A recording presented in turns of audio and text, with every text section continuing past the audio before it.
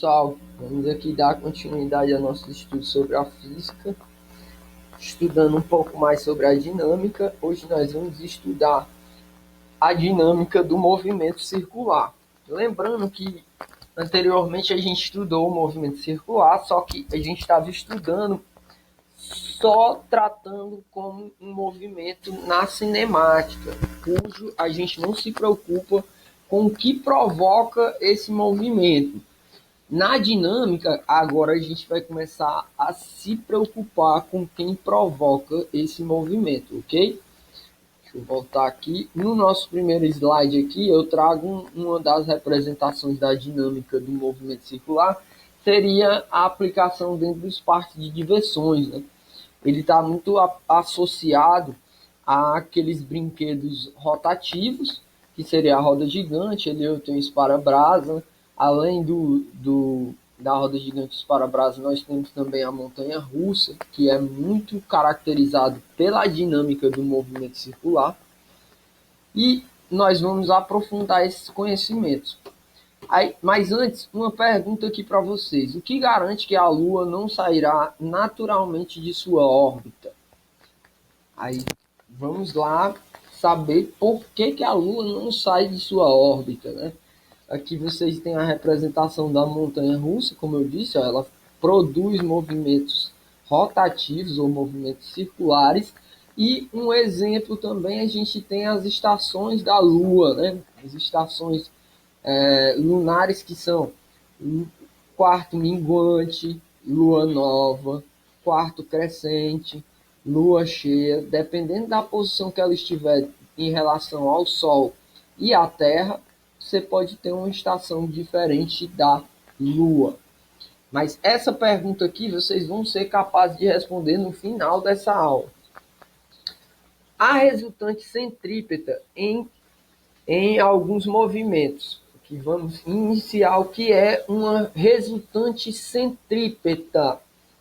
Nos estudos da cinemática de MRUV, né, que seria movimento retilíneo uniforme, que na verdade é MCU, que é movimento circular e uniforme, nós estudamos o movimento circular sem se preocupar com a causa.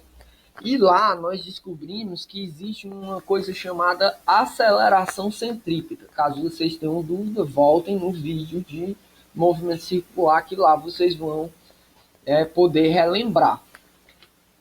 O que seria a aceleração centrípeta? A aceleração centrípeta é exatamente a aceleração que mantém o corpo em movimento restritamente circular.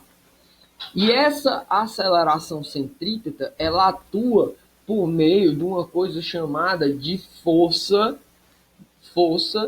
do movimento circular, ou força centrípeta, que aqui eu coloco como R.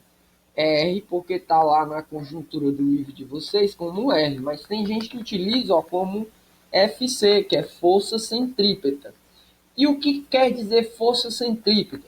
Assim como a gente estudou nas leis de Newton, nas últimas aulas, a força aqui é tratada como sendo massa vezes aceleração, que é o que está descrito aqui, ó. RCP, que seria força centrípeta, é igual a massa vezes a aceleração centrípeta, certo? Só que a gente tem uma situação para o movimento circular que nós estudamos no MCU lá, né?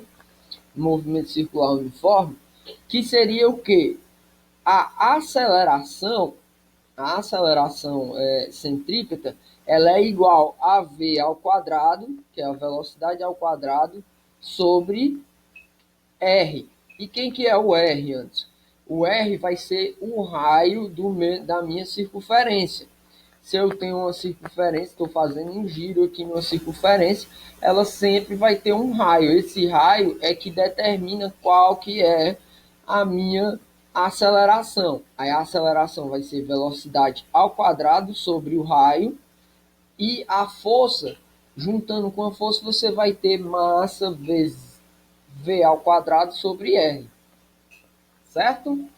Passando aqui à frente, nós temos alguns exemplos de aplicação daquela situação ali. Qual que é o exemplo? Não sei se vocês já foram no circo e viram o Globo da Morte, né?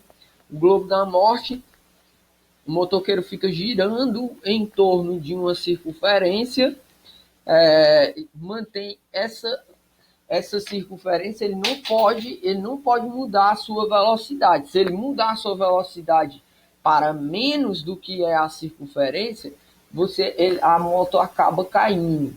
E o que é que determina isso antes? Aí vamos lá, ó.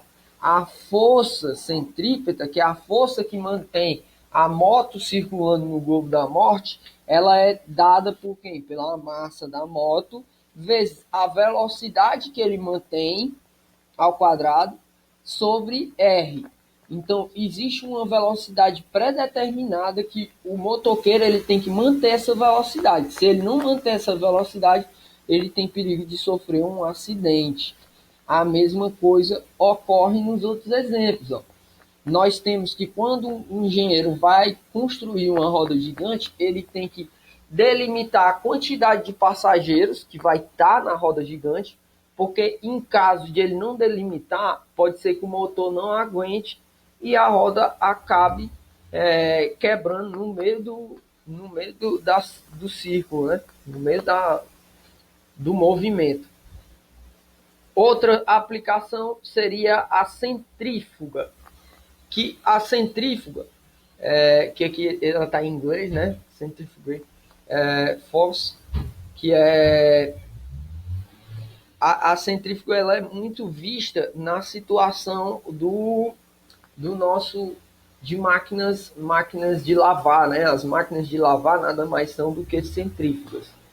Aí outro exemplo seria descer e subir uma montanha. No mesmo jeito, utiliza o princípio do movimento circular.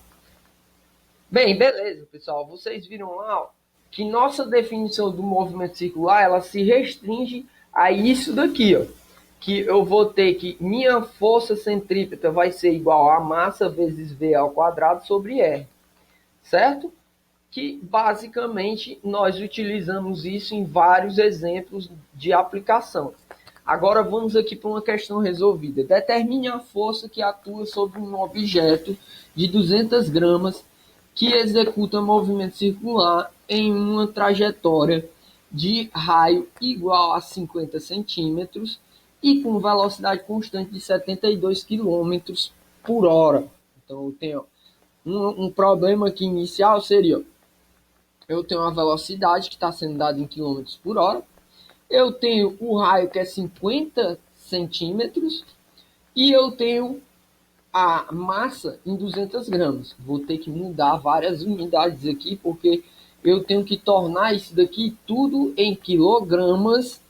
E além de transformar em quilogramas, eu tenho que transformar 50 centímetros em quilômetros. Vamos ver aqui. Na verdade, fez o contrário, né? Eu tenho que transformar quilômetros por hora em metros por segundo. Como é que eu transformo? Transformando as unidades aqui, nós temos o seguinte.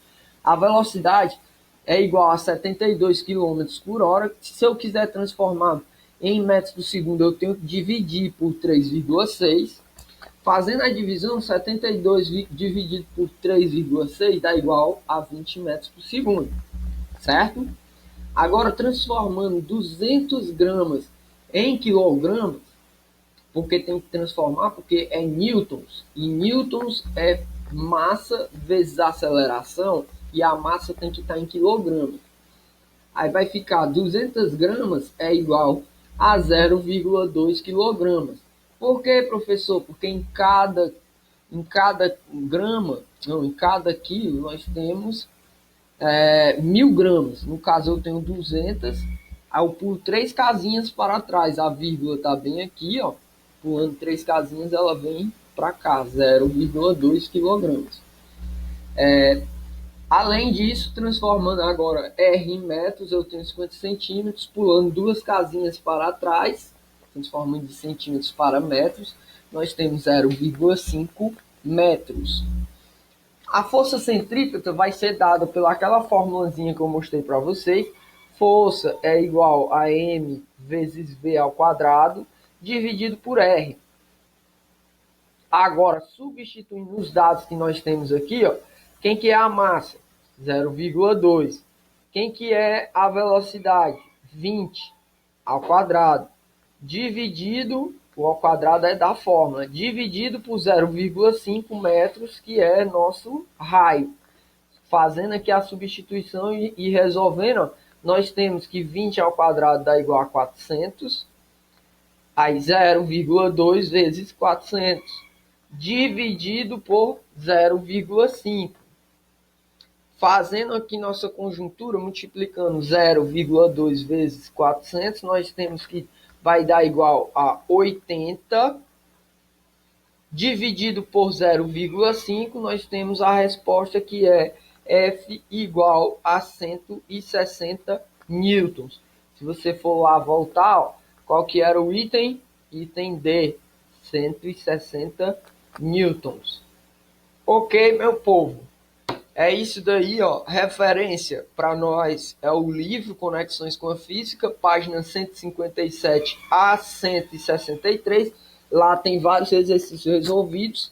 Caso vocês tenham dúvida, tragam para a aula ao vivo, né? A aula no Meet, que eu posso estar tirando essas dúvidas. Agradeço a participação. Até a próxima aula, meu povo.